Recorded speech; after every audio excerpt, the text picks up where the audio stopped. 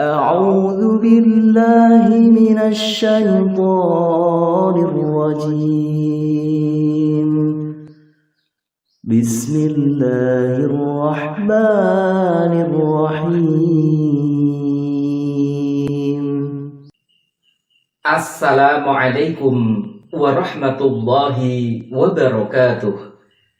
A'udzu billahi minasy syaithanir rajim. Bismillahirrahmanirrahim. Alhamdulillahi rabbil alamin. Wa bihi nasta'inu ala umurid dunya waddin. Wassalatu wassalamu ala sayyidina Muhammadin wa ala alihi wa sahbihi ajma'in. Amma ba'd. Saudaraku rahimakumullah, terkadang saat kita menghadiri sholat jamaah dan kita tengah mengerjakan sholat sunnah, tiba-tiba iqomah sholat dikumandangkan. Nah, apa yang sebaiknya kita lakukan? Apakah kita meneruskan sholat sunnahnya atau membatalkannya? Berikut adalah penjelasan tentang 3 ketentuan cara sholat sunnah ketika iqomah dikumandangkan. Semoga bisa memberi manfaat untuk kita semuanya. Amin ya rabbal alamin. 1. Tidak boleh mengawali sholat sunnah, yakni ketika iqomah sholat dikumandangkan, maka kita dilarang atau tidak boleh mengerjakan sholat sunnah apapun, baik itu sholat sunnah tahiyatul masjid, sholat rawatib, atau sholat sunnah yang lainnya. Berdasar keterangan hadis Nabi Sallallahu Alaihi Wasallam, "Idza uqimatis sholatu, fala sholata illal maktubah." Apabila iqomah sholat dikumandangkan, maka tidak ada sholat yang boleh dikerjakan selain sholat wajib. Hadis riwayat Muslim dan lainnya. Dari Abdullah bin Sirjis radhiyallahu anhu, dan ia pernah berjumpa dengan Nabi Sallallahu Alaihi Wasallam, bahwa Nabi Sallallahu Alaihi Wasallam pernah sholat fajar. Lalu datanglah seseorang, maka ia langsung sholat 2 rakaat sunnah fajar di belakang beliau. Dia kemudian masuk sholat bersama jamaah. Ketika Nabi telah selesai dari sholatnya, beliau bertanya padanya, "Sholat mana yang engkau anggap sebagai sholatmu? Yang engkau sholat sendirian, atau yang engkau sholat bersama kami?" Hadis riwayat Abu Dawud, Nasai, Ahmad, Ibnu Hibban, dan lainnya. Imam Nawawi dalam Syarah Muslim menjelaskan, hadis-hadis ini mengandung larangan yang tegas untuk memulai sholat sunnah setelah iqomah sholat dikumandangkan, baik itu sholat sunnah rawatib seperti sunnah subuh, zuhur dan asar, maupun sholat sunnah yang lainnya. Tambahan, meski iqomah sholat belum dikumandangkan, sebaiknya meninggalkan sholat sunnah jika waktu iqomahnya sudah dekat.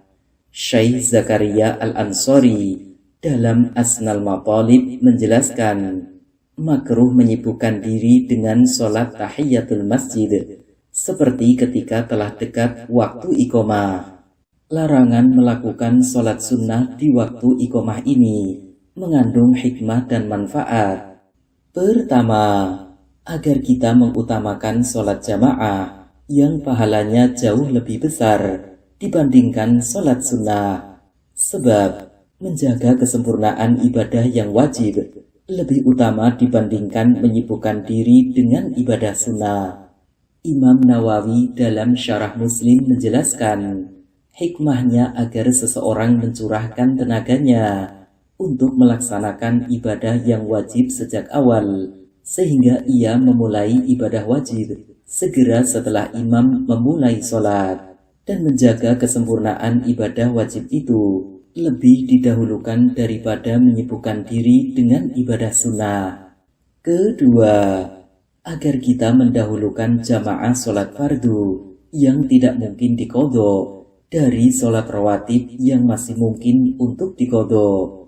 Sebab menjaga ibadah yang tidak mungkin untuk diqodho lebih utama dibandingkan menyibukkan diri dengan ibadah yang mungkin diqodho. Imam Ibnu Taimiyah dalam Syarhul Umdah menjelaskan, sholat sunnah itu mungkin diqodho setelah sholat wajib. Adapun yang tertinggal dari batas awal sholat wajib dan yang tertinggal di belakang imam, walaupun setelah 1 rakaat secara berjamaah, tidak mungkin diganti dengan qodho. Maka menjaga yang tidak mungkin diqodho lebih utama daripada yang mungkin diqodho. Apa yang didapat berupa takbiratul ihram, ucapan amin dan ruku lebih utama dari semua sholat sunnah. Ketiga, agar kita umat Islam bersatu dalam sholat jamaah dan tidak tercerai-berai. Sebab seandainya sholat sunnah dibolehkan ketika iqomah, maka tentu akan terjadi bermacam sholat yang membingungkan jamaah. Imam Nawawi dalam Syarah Muslim menyebutkan, Al-Qadhi berkata, di dalamnya terdapat hikmah lain, yakni larangan menyalahi para imam. 2. Baiknya diteruskan sholat sunnahnya, yakni ketika iqomah dikumandangkan, makmum masih mengerjakan sholat sunnah dan hampir selesai.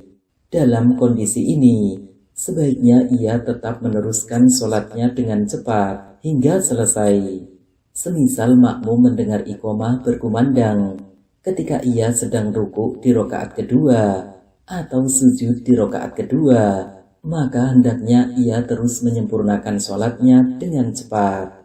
Imam Ibnu Hajar Al-Haytsami dalam Tuhfatul Muhtaj menjelaskan, jika saat iqomah ia ada dalam sholat sunnah, maka dianjurkan menyempurnakan sholatnya jika tidak khawatir tertinggal sholat jamaah.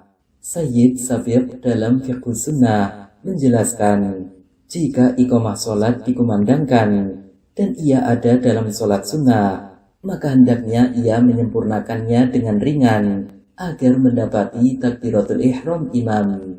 Dengan meneruskan sholat sunnah ini, maka makmum akan mendapat manfaat ganda, yakni mendapat pahala sholat sunnah yang sempurna karena tidak membatalkan sholatnya, dan mendapat pahala keutamaan sholat jamaah dari awalnya.